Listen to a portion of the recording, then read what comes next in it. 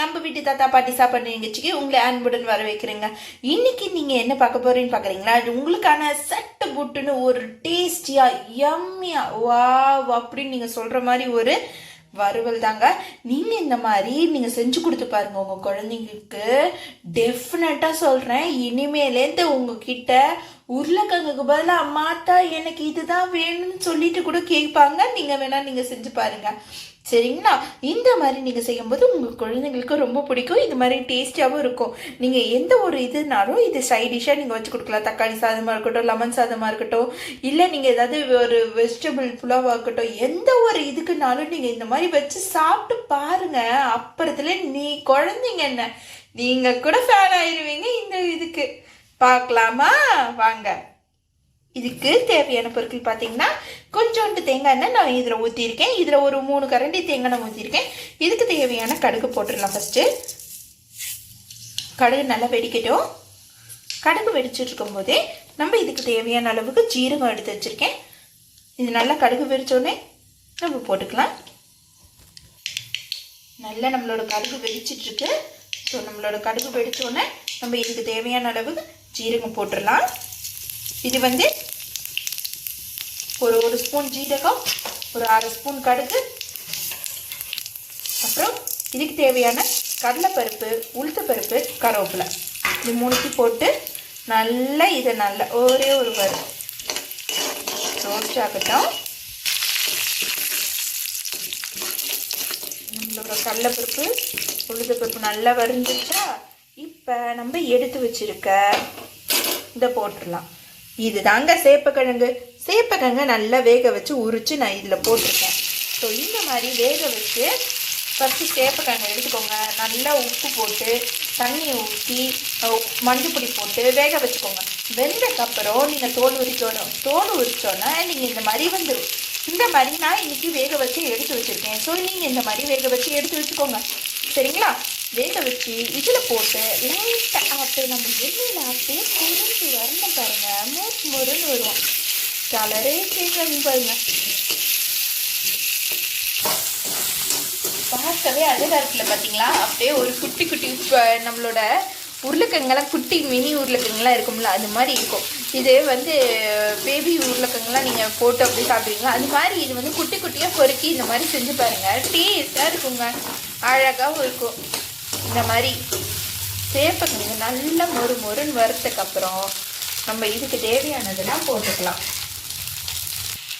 So நான் இப்போ வந்து இதுக்கு தேவையான உப்பு போட்டுக்கிறேன். ஏன்னா நம்ம வேக வைக்கும்போது உப்பு நம்ம எப்படியும் நம்ம இதை அலம்பும் போது எல்லாமே உப்புலாம் கரைஞ்சி போயிருக்கும்.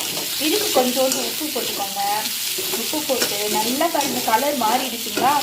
நான் போட்டபோது இந்த கலர் இருக்கும். இப்போ பாருங்கள் நல்லா மொறு ஆகும்போது இதே இந்த கலர்லாம் சேஞ்ச் ஆகி வந்துடும்.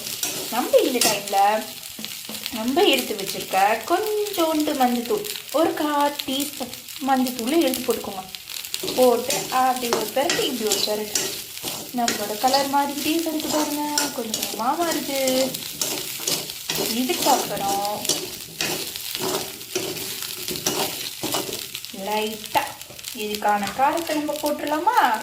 இதுக்கான காரம் 1 ஸ்பூன் மிளகாய் தூள் போட்டுடு, சரிங்களா? போட்டோன்னே ஐயா பாருங்க, இப்போ பாருங்க கலர் மாறும் பாருங்க. இதை வச்சு நீங்கள் செஞ்சு பாருங்க.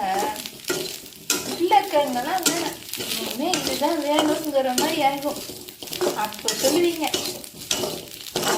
பிள்ளைங்கெல்லாம் கேட்கும்போது. பாருங்கட்டு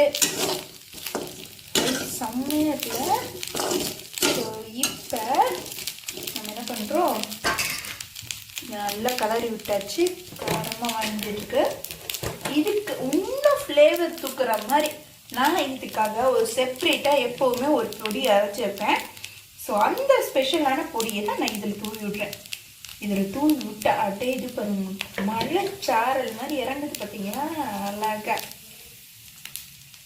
இந்த பொடியை போட்டுக்கோங்க. இதில் நான் என்ன போட்டிருக்கேனுங்கிறத நான் உங்களுக்கு இன்னொன்னா நான் டிஸ்கிரிப்ஷனில் கொடுக்குறேன். இந்த பொடி நீங்கள் போட்டு பாருங்கள், ஸ்பெஷலாக இருக்கும். இந்த மாதிரி செஞ்சு கொடுத்து பாருங்க. எந்த ஒரு கறிக்கும் இந்த மாதிரி ஒரு பொடியை போட்டு பண்ணும்போது வேற லெவலில் இருக்கும். டக்கு புக்கு செய்யறதுக்கு காரக்கறி. இதை நீங்கள் காரக்கறின்னு சொல்லலாம், கார வறுவல்னு சொல்லலாம். நீங்கள் உங்களுக்கு இது என்ன தோணுதோ நீங்கள் உங்கள் இதில் சொல்லுங்கள்.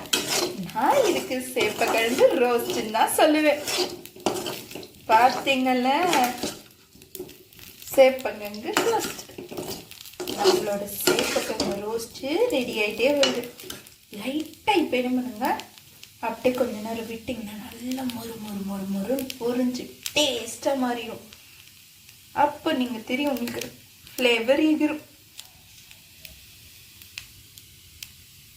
ஸோ 2 நிமிஷம் கழிச்சு இப்படியே நல்ல மொறு மொறு டேஸ்டான நம்மளோட சேப்பக்கிழங்கு ரோஸ்ட் ரெடி ஆயிடுச்சு. வாங்க சாப்பிடலாம். இதே மாதிரி நீங்களும் சாப்பிடணும்னு நினைச்சீங்கன்னா மறக்காம என்னோடது பட்டனை சப்ஸ்கிரைப் பண்ணுங்க.